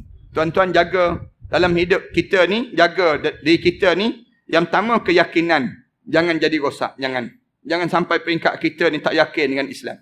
Hidup ni lagi tua kita lagi yakin dengan Islam. Kemudian yang keduanya jaga ibadah kita. Jaga ibadah kita. Saat mana kita semakin Allah bagi panjang umur ni, jangan sampai peringkat kita tak boleh solat, kita tak solat. Jangan sampai peringkat kita ni tak boleh baca Quran. Pun jangan. Tuan-tuan jangan tak boleh sampai baca Quran. Tak boleh. Kalau tuan-tuan tak boleh baca Quran, tuan-tuan pastikan usaha juga untuk membaca Al-Quran. Cari guru-guru Al-Quran. Jangan mati. Di saat mana kita mati, kita tak boleh baca Al-Quran kan. Kemudian dalam masa yang sama hadir majlis ilmu. Duduk majlis ilmu tuan-tuan. Tuan-tuan, kalau tuan-tuan hidup dalam majlis ilmu, tuan-tuan akan sentiasa selamat perjalanan hidup. Kalau tuan-tuan tinggal je majlis ilmu, tuan-tuan akan menyesal tak sudah dalam hidup tuan-tuan. Ramaikan guru-guru yang kita menumpang ilmu daripada mereka. Yang ni di antara perkara-perkara yang kita jaga sangat supaya sakarat kita menjadi indah dan kita jadi ringan saat mana kita melalui sakaratul maut bila kita menghadap di hadapan Allah Subhanahu Wa Taala nanti. Terima kasih sekali lagi di atas jemputan yang baik ini. Mudah-mudahan Allah panjangkan lagi umur kita dan Allah bagi peluang untuk kita nak faham bagaimana perjalanan yang akan datang nanti insya-Allah. Mari kita sama-sama berdoa pada malam yang baik ini. Mudah-mudahan doa kita dengan keadaan yang soleh yang Allah berkatkan pada doa kita ni. Sebelum kita berdoa ni tuan-tuan, kat luar nanti saya sempat tulis sebelum daripada saya berakhir di Radio IKIM. Radio IKIM ni saya tak kuliah lah. Saya telah digam, senang ceritanya. Digam apabila saya dengan pilihan raya baru-baru ni. Kemudian saya tidak dibenarkan lagi untuk di Radio IKIM tersebut. Saya sempat tulis tentang mengenai persiapan menjelang kematian. Kitab inilah kitab yang saya rasa penting sangat. Bagaimana untuk kita nak, kalau dekat nak meninggal dunia, kita nak buat apa dia. Saya tulis kitab ini dan malam ni saya nak ijazahkan satu doa. Yang kitab ni saya tak sempat nak cerita dalam Radio IKIM. Saya nak ijazahkan pada jemaah-jemaah sekalian satu doa yang diajar oleh Rasulullah sallallahu alaihi wasallam kepada Abu Hurairah radhiyallahu anhu pada muka surat 62. Pada muka surat 62 dalam kitab ini, tuan-tuan boleh dapatkan nanti kat luar nantilah kitab ini sendirinya. Di mana doa ni, doa yang Rasulullah sebut, Abu Hurairah, nak tak kalau aku ajar pada kamu dengan satu kalimah yang kalau kamu mula sakit, kemudian kamu baring badan kamu, kemudian kamu meninggal dunia, dengan kamu baca doa ini, Allah akan jauhkan diri kamu daripada menjadi bahan bakaran api neraka Allah SWT. Maknanya, tempat kamu dalam syurga Allah. Saya dapat doa ni waktu mana saya belajar di Mesir dahulu. Kemudian saya balik, saya susun balik kitab-kitab sebegini. Jadi saya dapat daripada guru saya. Hari ini saya nak ijazahkan semua yang hadir pada hari ini. Ambil balik doa ni. Saya baca, tuan-tuan ikut ramai-ramai. Mudah-mudahan dengan saya dapat daripada guru saya dahulu pun dia baca, saya ikut. Tuan-tuan baca juga, saya baca, tuan-tuan ikut. Lepas pada sebut, tuan-tuan sebut, saya terimalah ijazah ini. Qabiltu, saya terimalah ijazah ini. Nak sebut qabiltu pun boleh. Ataupun saya sebut, saya terimalah ijazah ini. Ini mudah-mudahan semua yang hadir malam ni boleh manfaat doa ni. Saya baca, tuan-tuan ikutlah. Siapa yang nak ambil doa ni, yang diajar oleh Rasulullah sallallahu alaihi wasallam pada Abu Hurairah. La ilaha illallah. Yuhyi wa yumit. Wa huwa hayyul la yamut. Wa subhanallah. Rabbil ibad. Wal bilad. Walhamdulillah. Hamdan kathiran. Tayyiban. Mubarakan. Fih. Ala kulli halin. Allahu akbar. Kabira. Kibriya'u. Rabbina. Wa jalalatuhu. Wa qudratuhu. Bikulli makanin. Allahumma. In kunta. Amrattani. Litaqbida. Ruhi. Fi awwali. Maradi. Hadha. Faj'al ruhi. Fi arwahin. Man sabaqat. Lahum minkal husna. Wa ba'idni. Minan nar. Kama. Ba'adta. Awliya'aka. Allazina sabaqat. Lahum minka. Al-husna. Saya ijazahkan pada tuan-tuan. Tuan-tuan, dalam kitab ni saya karang. Kitab ni ada 3 bab. Satu bab, kita nak baca apa dia tiap-tiap hari. Amalan harian. Kemudian bab yang kedua, bila kita pergi ziarah orang sakit, kita nak bantu orang sakit tu biar dia boleh masuk syurga macam mana. kita baca doa-doa tertentu yang diajar oleh Rasulullah. Ada doa. Bila kita ziarah orang sakit, kita baca doa ni. Mudah-mudahan orang sakit tadi, dia mampu boleh masuk dalam syurga Allah. Yang ketiga, kita sendiri bila kita sakit. Salah satunya doa tadilah. Yang saya baca tadi. Yang tuan-tuan ikut tadi, tuan-tuan baca doa ni. Kitab ni tuan-tuan ajar pada ayah-ayah kita, ibu-ibu kita. Dan bila kita pergi ziarah orang sakit, tuan-tuan ziarah siapa-siapa yang sakit, bagi hadiah kitab ni. Lebih baik daripada kita bagi durian, nangka, mempelam tu. Lebih baiklah kita bagi kitab ni. Bila kita bagi kitab ni, dia pun tengok nama kitab ni, dia fahamlah maknanya, matilah tu senang kita ni. Nak sebut tak teramak sangat kita ni. Jadi bila dibaca, tengok kitab ni, mudah-mudahan dia akan bermanfaat pada kita lah, insyaAllah. Kitab ni sebenarnya, sebelum daripada ni saya karang kitab ni, Malam Tama di Barzah. Saya karang juga kitab yang kedua, Teman di Barzah. Kemudian saya karang lagi kitab yang ketiga, Kabar daripada Barzah. Kemudian yang akhir sekali, dalam 3 minggu yang sudah saya karang kitab ini, Talian Hayat di Barzah. Siapa yang, macam mana kita nak minta tolong orang dalam kubur, supaya bantu kita bila kita dah meninggal dunia. Kemudian, bagaimana orang dalam kubur boleh bantu kita bila kita berada dalam kubur nanti. Ni kitab ni, saya ijazahkan pada mana-mana ustaz yang hadir pada malam ini, dan mana-mana ustazah yang hadir malam ni, kuliahlah pada masyarakat kita. Dan juga pada ayah-ayah dan ibu-ibu yang ajar pada anak-anak kalian. Baca kitab ni. Sebelum nak tidur je baca kitab gini pada anak-anak. Supaya masing-masing tahu perjalanan hidup ni ke sana, bukan ke belakang, tidak. Supaya kita tidak ralik dan leka dengan dunia ini sendiri. Saya karang kitab ni tuan-tuan, memandangkan saya bangunkan sekolah tahfiz. Di bawah saya ni, ada lebih kurang 5 buah sekolah tahfiz yang saya bangunkan. Di mana saya ambil anak-anak yatim, orang miskin, saya bela mereka tersebut. Saya taja mereka untuk mereka belajar menghafal Quran. 5 buah ni saya bangunkan di Kelantan, kemudian di Pahang, kemudian di Shah Alam, kemudian di Pulau Langkawi. Satu lagi di Pulau Langkawi, satu lagi di selatan Thailand. Di mana pelajar-pelajar hampir 1000 lebih pelajar yang menghafal Quran ini. Saya memerlukan lebih kurang hampir 200,000 lebih untuk nak membiayai untuk tiap-tiap bulan ini sendiri. Macam mana cara saya buat? Salah satu saya karang kitab-kitab sebegini. Kemudian di selatan Thailand tersebut, sayanya bangunkan anak-anak yatim piatu yang bapa mereka ditembak mati. Saya ambil anak-anak tersebut. Saya bela mereka. Asalnya 22 orang je. Sekarang ada lebih kurang 460 orang lebih pelajar yang menghafal Quran. Tiap-tiap bulan saya kena hantar lebih kurang 30,000, 40,000 sebulan untuk membiayai mereka tersebut. Macam mana cara saya buat? Saya suruh mereka bela lebah di selatan Thailand. Bela lebah. Lebah tersebut hasilkan madu.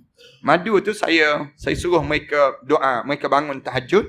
Mereka berdoa, sujud kepada Allah selama lebih kurang 3 jam setiap pagi. 2 jam hingga 3 jam mereka sujud doa. Mereka hantar madu tu ke Shah Alam.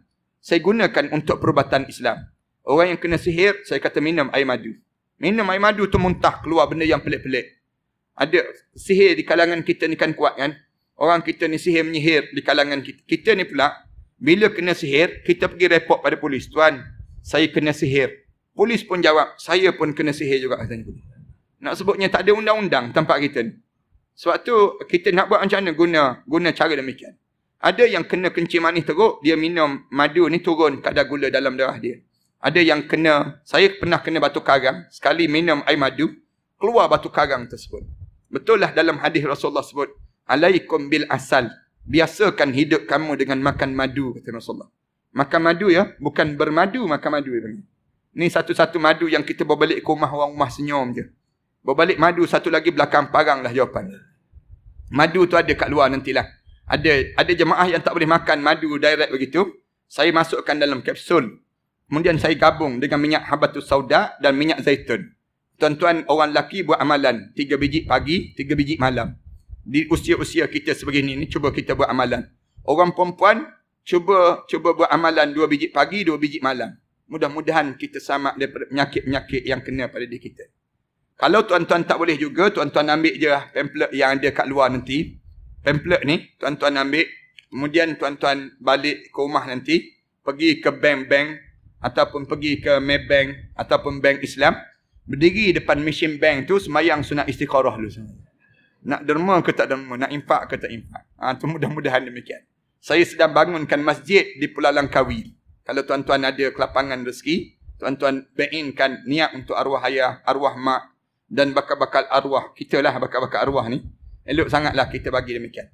Ataupun tuan-tuan nak terus masuk dalam tabung. Saya rasa ada tabung kat luar nanti. Tabung tu dah ada dah. Tuan-tuan masukkan. Kalau tuan-tuan yang masukkan derma, lebih pada RM20 je, tolong ambil baju ni selai. Baju ni baju yang melambangkan Masjid Aqsa. Baju yang diminta oleh jemaah yang lain. Dia telah infakkan. Dia sebut, Ustaz, kalau ada orang derma, lebih pada RM20 je Ustaz.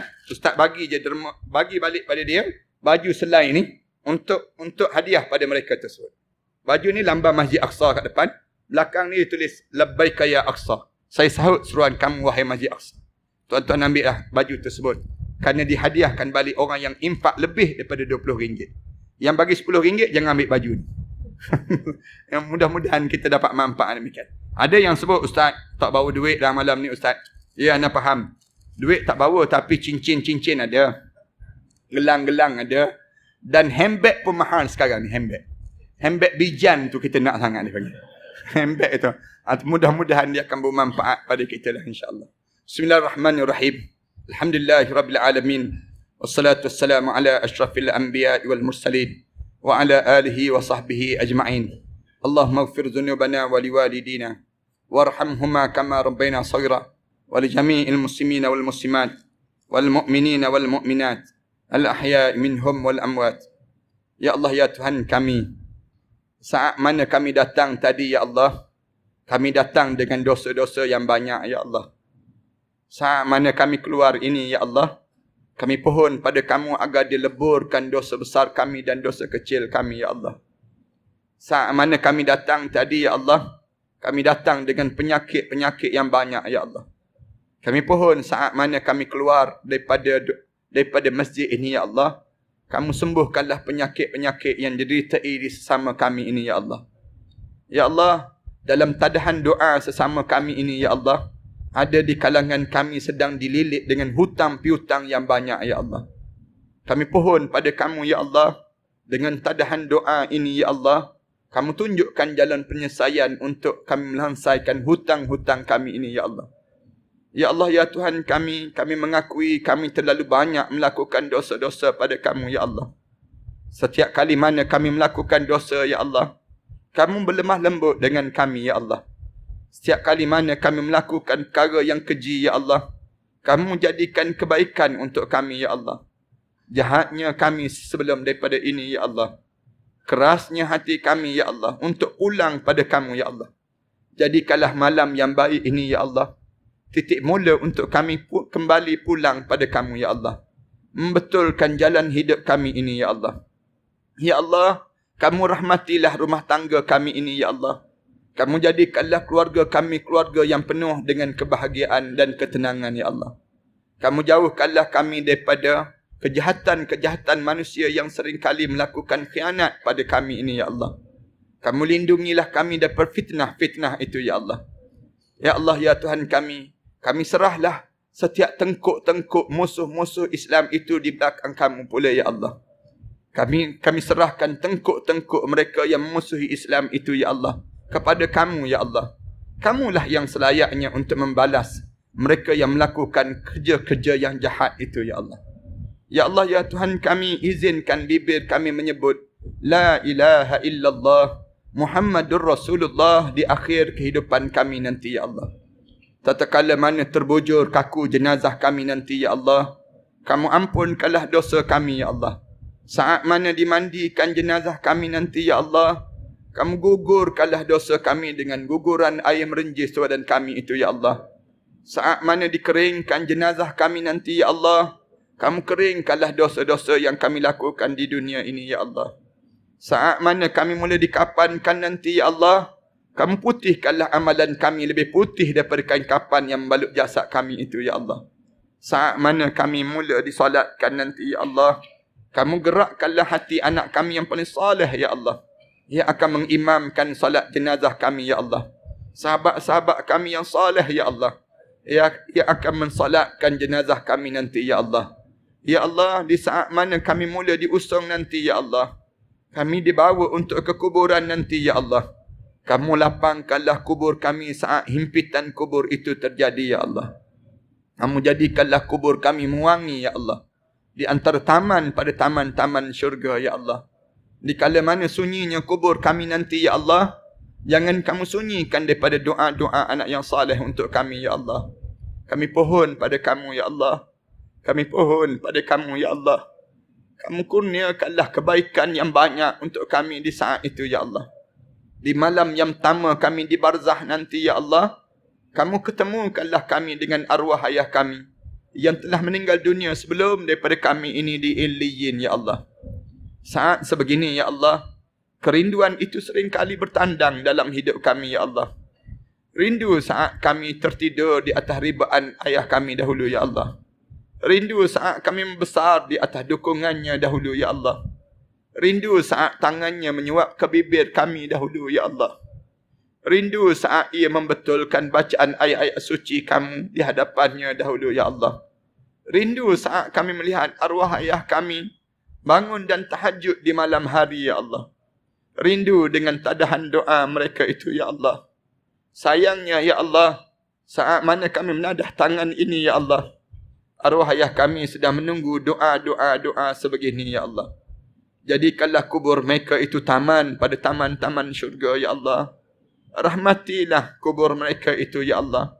Kubur arwah ayah kami, datuk kami, nenek kami dan ibu kami, ya Allah. Menjadikanlah mereka di antara hamba-hamba kamu yang saleh, ya Allah. Bangkitlah kami di akhirat nanti, ya Allah, bersama dengan para nabi dan para awliya salihin, ya Allah.